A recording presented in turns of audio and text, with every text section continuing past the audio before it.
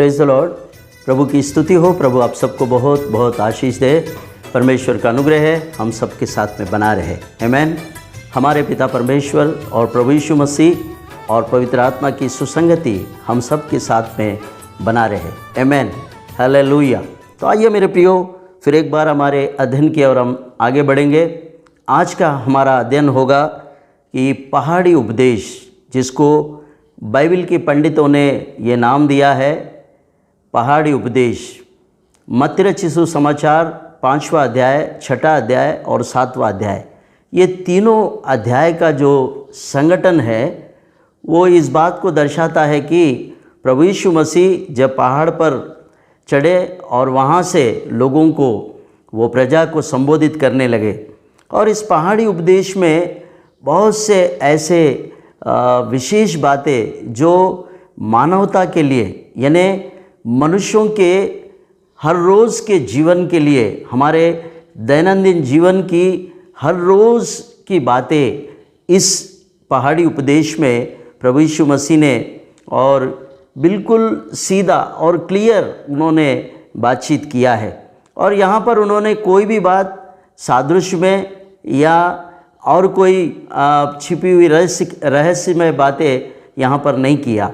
यहाँ पर प्रजा से सीधे ही उन्होंने साधारण तौर तरीके से बातचीत किया। आमीन। तो मेरे प्रियो, इस पहाड़ी उपदेश में से हम आज मत्ती रचित सुसमाचार 7वां अध्याय और उसके पहले आयत से लेकर 5 आयत तक इन बातों का हम लोग आज चर्चा करेंगे। आमीन। हालेलुया। तो मेरे प्रियो, यहाँ पर लिखा है, जो आज साधारण तौर तरीके से हम मनुष्य जो है इस बात में बहुत बार हम लोग चूकते रहते हैं। तो प्रभु यीशु मसीह ने बहुत साधारण बातें पहाड़ी उपदेश में प्रजा के लोगों को संबोधित किया। तो यहाँ पर लिखा है, दोष मत लगाओ कि तुम पर भी दोष न लगाया जाए।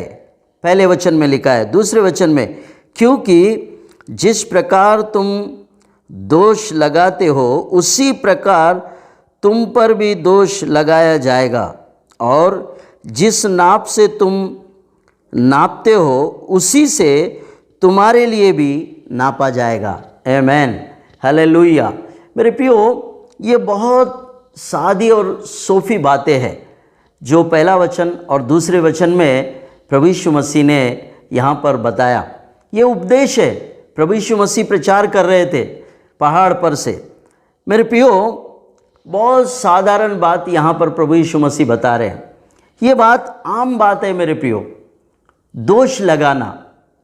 हम आज अपने समय में भी, अपने इर्द गिर्द में भी, हम अपने साथ में भी ये बातें होते हुए हम लोग देखते हैं, है ना। ये बहुत साधारण बात है, ये रोज़ आम बात है, हमारे साथ में भी होते रहता। आज हम लोग एक दूसरे के ऊपर में हम लोग दोष लगाते रहते हैं।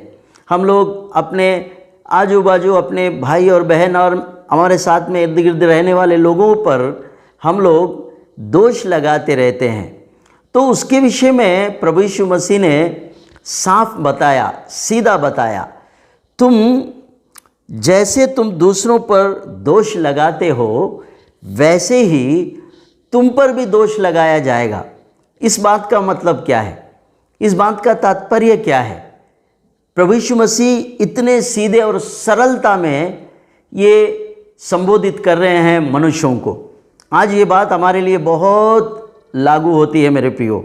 आज हम भी अपने इर्द गिर्द, अपने पास में रहने वाले लोगों के ऊपर में हम लोग बहुत बार दोष लगाते हैं, दोषारोपण करते हैं, और बहुत कुछ हम लोग दूसरों पर दोष का जो है पाप हम लोग मढ़ते रहते हैं। परंतु प्रभु यीशु मसीह ने दूसरे वचन में साफ बताया कि जो दोष तुम दूसरों पर लगाते हो वही दोष तुम पर भी लगाया जाएगा। ये क्या बात है? ऐसा कैसा होता? तो मेरे प्रियो, ये ऐसा ज़रूर होता है, क्योंकि हम साधारण तौर तरीक़ों में भी देखते हैं, हम बहुत बार कुछ कर जाते हैं और फिर भूल जाते हैं। लेकिन आप कुछ दिन के बाद में यदि आप देखते हैं तो वही बात हमारे साथ में भी होता और हमको भी उसी में से गुजरना पड़ता है। आमीन, हालेलुया। इसलिए प्रभु यीशु मसीह ने दूसरों पर दोष मत लगाओ, ऐसा वो हमें सिखा रहे हैं। आमीन, हालेलुया। आप पुराने नियम में भी अगर आप देखते हैं तो परमेश्वर पिता ने मूसा को जो धर्मशास्त्र दिया, जो इज़राइलियों के लिए उन्होंने कानून बनाकर दिया और कानून करके लय व्यवस्था में इस बात को लिख कर दिया कि तुम जो करोगे वही तुम्हारे लिए सजा साबित होगा।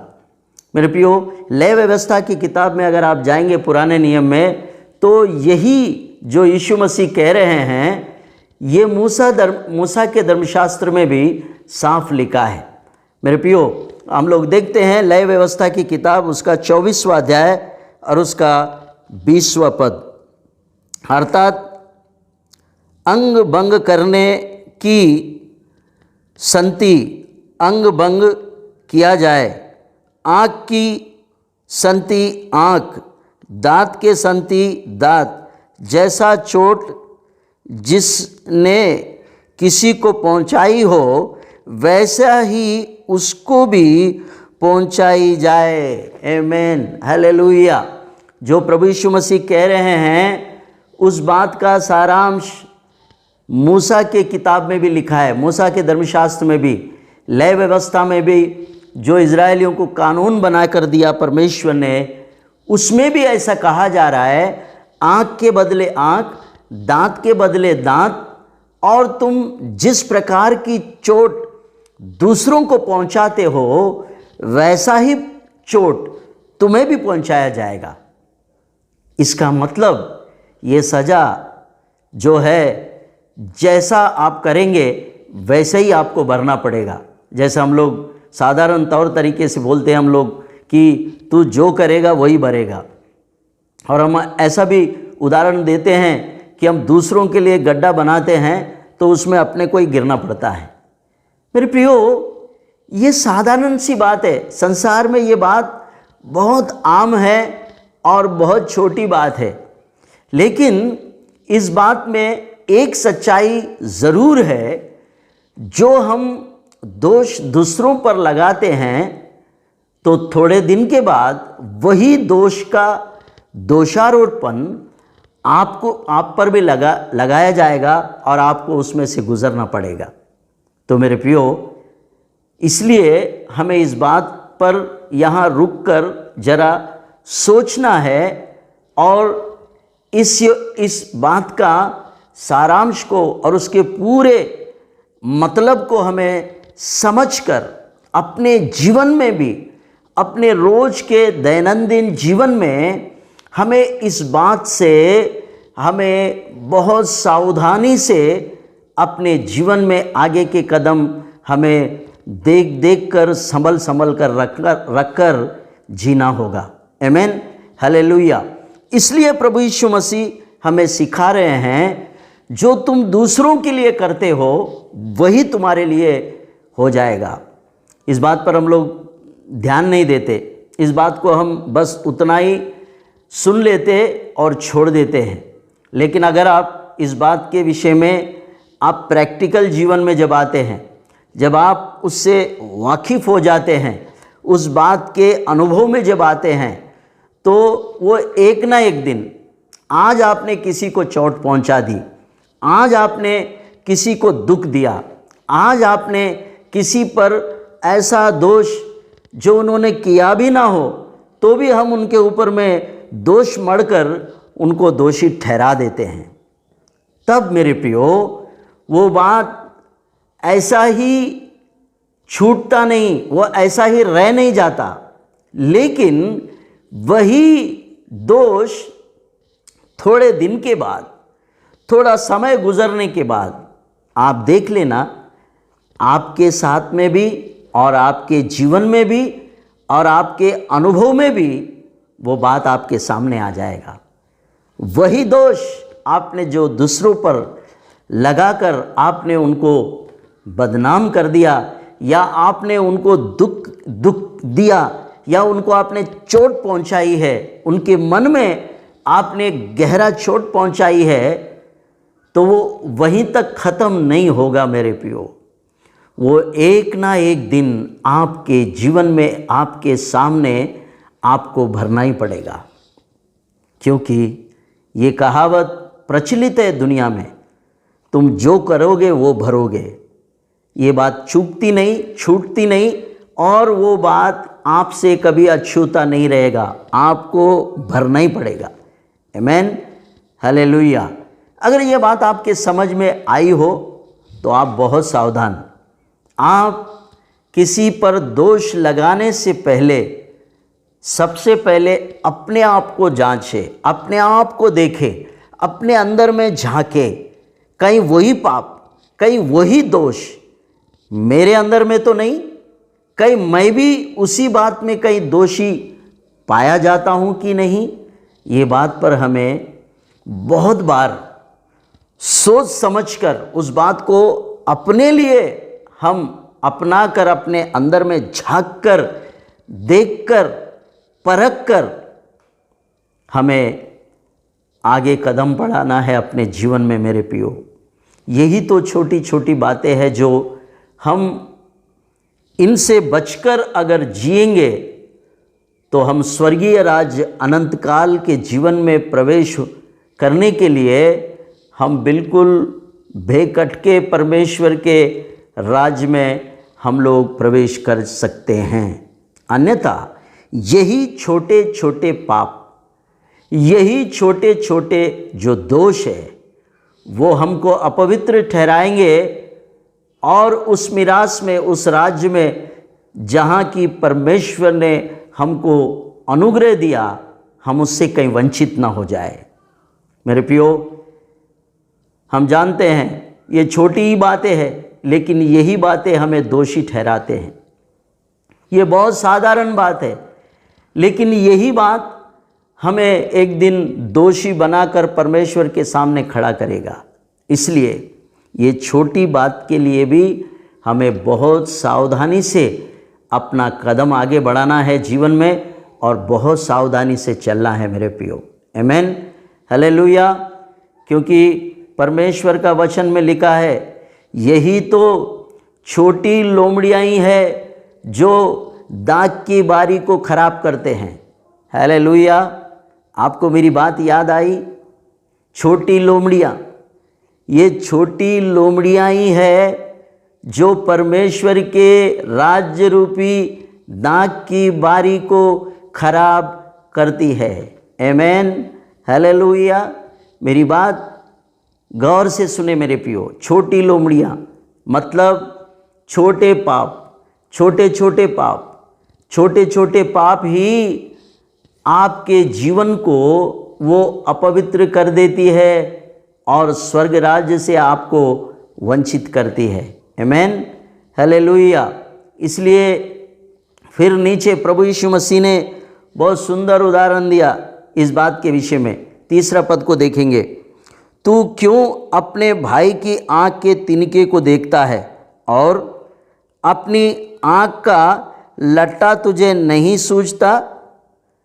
और जब तेरी ही आँख में लट्टा है तो तू अपने भाई से क्यों कर कहता है कि ला मैं तेरी आँख से तिनका निकाल दूं? आमीन, हालेलुया। क्या आपने समझा ये बात? तीसरा वचन और चौथा वचन में अब प्रभु यीशु मसीह इस बात का सुंदर उदाहरण दे रहे हैं। तीसरा चौथा में वो कह रहे हैं, अरे तू अपने आँख में लट्ठा रखकर अब दूसरे की आँख की तिनके की बात कर रहा है। समझे आप इस बात का तात्पर्य, इस बात का मतलब? इस बात के साथ में प्रभु यीशु मसीह न्याय कर रहे हैं। वो कह रहे हैं, तू अपने आँख में लट्ठा रखता है और अपने आगे के अपने भाई के आँख की तिनका ढूंढ रहा है। वो तो तिनका ही है, लेकिन आपके आँख में लट्ठा है करके बोल रहा है। आप समझ रहे मेरी बात? पहले आपका लट्ठा तो निकाल ले, पहले आप उस दोष में से निकल जाओ। आप वो दोष जो आप पर है, आप पहले अपने दोष के बारे में सोचो। आप दूसरे की तिनके के बारे में सोचने की ज़रूरत नहीं है। आज हमको अपना लट्ठा ढूंढ लेना है अपने जीवन में। प्रभु यीशु मसीह का कहने का तात्पर्य यह है, तू क्यों अपने आगे वाले भाई का तिनका देख रहा है? अरे तेरे में तो लट्ठा है। पहले तो अपना लट्ठा निकाल, पहले तो अपने आप को सुधार, पहले तो अपने आप को संवार, अपने आप को पवित्र कर, फिर उसके बाद में दूसरों पर दोष लगाने की हिम्मत करना। मेरे प्रियो, ये बहुत गंभीर बातें हैं। इनके विषय में कोई ध्यान नहीं देता, इनके विषय में कोई भी इन पर मनन अध्ययन चिंतन नहीं करते, क्योंकि ये बहुत साधारण बातें हैं, बहुत छोटी बातें हैं। ये रोज़ हमारे साथ में होते रहते हैं, रोज़ हमारे इर्द गिर्द में यही बातें होते हैं।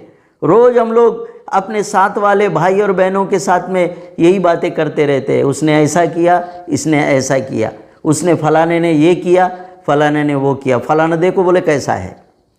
लेकिन फलाने ने कैसा है बोलने से पहले मैं कैसा हूँ, अगर हमने अपने आप को परख लिया तो हमने बहुत बड़ा काम कर लिया। हम स्वर्ग के राज्य के लिए हम अपनी तैयारी कर रहे, ऐसा होगा मेरे प्रियो। आमेन, हालेलुया। इसलिए प्रभु यीशु मसीह कह रहे हैं कि तू अपने भाई से क्यों कर कहता है कि ला मैं तेरी आँख से तिनका निकाल दूँ। आमेन, हालेलुया। मतलब सबसे बड़े पापी तो हम ही है, लेकिन हम दूसरों को पापी ठहराते हैं, तू पापी है, तू पापी है, तू पापी है। उससे अच्छा हम अपने पापों को मान ले, अंगीकार कर ले और उनको छोड़कर प्रभु यीशु मसीह के लहू में अपने आप को पवित्र करना सीखिए। हमारे दैनंदिन जीवन में रोज़ हमको अपने आप को प्रभु यीशु मसीह के लहू में धोना है, अपने आप को रोज़ पवित्र करना है कि हे परमेश्वर, मैं कैसी चाल चलता हूँ। मैंने अपने भाई बहनों पर, मैंने अपने इर्द गिर्द मेरे साथ में चलने वालों पर, मेरे साथ रहने वालों पर मैंने कितना दोषारोपण किया, मैंने कितनों पर झूठे दोष मढ़ दिए। वो है भी नहीं ऐसे बातें मैंने उन पर मढ़ दिया। ऐसे कई पाप मेरे ही जीवन में है। तू मुझे धोकर पवित्र कर, तू मुझे धोकर शुद्ध कर, तू मेरे जीवन में आ जा और तेरे पवित्र लहू से मेरे पापों को धो डाल। अगर ऐसा रोज़ हम अपने आप को प्रभु के सामने अगर पवित्र करते हैं तो हमने स्वर्ग के राज्य के लिए एक बड़ी तैयारी हमने कर लिया, ऐसा होगा मेरे प्रियो। आमेन, हालेलुया। मेरे प्रियो, ये बातें बहुत साधारण सी बातें हैं, लेकिन वही बातें हैं जो हमें स्वर्ग राज्य में जाने से वंचित कर रहे हैं। बाइबल में साफ लिखा है, उन छोटी लोमड़ियों पर ध्यान दो, वो दाग की बारी को खराब कर रहे हैं। आमेन, हालेलुया। वो छोटी लोमड़ियाँ, छोटे छोटे पाप, वो दाग की बारी जो परमेश्वर का बगीचा है, जो आप और मैं परमेश्वर के बगीचे हैं, हम फल फूल रहे हैं। ये छोटी लोमड़ियों जैसा छोटे छोटे पाप ही है हमको वो अपवित्र कर रही है, हमको वो खराब कर रही है और स्वर्ग में जाने से वो हमारी आड़ आ रहे हैं। मेरे प्रियो, इन बातों पर ध्यान देंगे, हम प्रभु से रोज़ क्षमा मांगेंगे, रोज़ अपने आप को पवित्र करेंगे कि कहीं मेरे जीवन में कोई लट्ठा तो नहीं है। आप तिनका देखना छोड़ दीजिए, तिनका छोड़ दीजिए, वो किसी का तिनका है हमको नहीं पता, लेकिन मेरा लट्ठा रोज़, मैं प्रभु के प्रार्थना में रोज़ अपनी लट्ठा देखता हूँ और उसको निकालता हूँ यीशु लहू से, और मैं अपने आप को पवित्र करता हूँ। ये मेरी रोज़ की दैनंदिन जीवन की एक ऐसा रोज़ का मेरा अपना प्रार्थना है और परमेश्वर के साथ में चलने का ये आहट है। आमेन, हालेलुया। तो मेरे प्रियो, 5वां पद क्या कहता है?